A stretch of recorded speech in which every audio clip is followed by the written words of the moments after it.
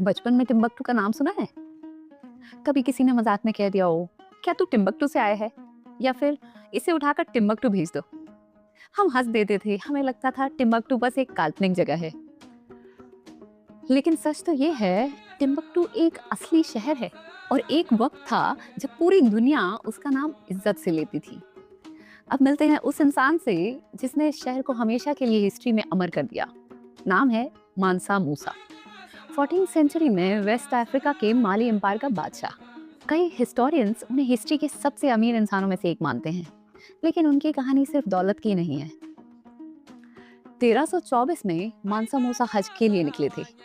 उनके साथ हजारों लोग, सैकड़ों ऊंट और इतना सोना था कि जब वो कायरो से गुजरे, उन्होंने इतना सोना दान कर दिया कि उस शहर में सोने की कीमतें सालों तक ऊपर नहीं उठ पाई। आज भी इकोनॉमिस्ट उस वाकये का जिक्र करते हैं। लेकिन मानसा मूसा की असली पहचान ये नहीं थी। क्योंकि जब वो वापस लौटे तो उन्होंने अपनी दौलत को महलों पर खर्च नहीं किया। उन्होंने खर्च किया उसे नॉलेज पे।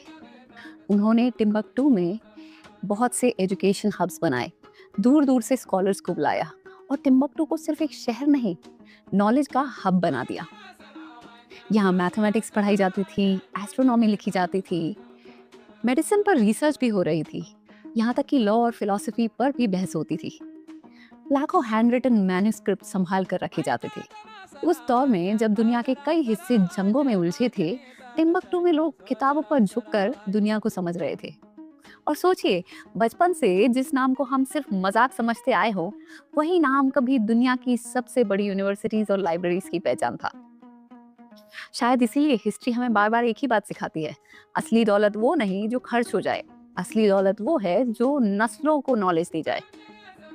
आज भी मानसा मूसा को सिर्फ दुनिया के सबसे अमीर बादशाह के तौर पर नहीं जानते, एक ऐसे शख्स के तौर पर याद किया जाता है जिसने सोने को किताबों में बदल दिया था।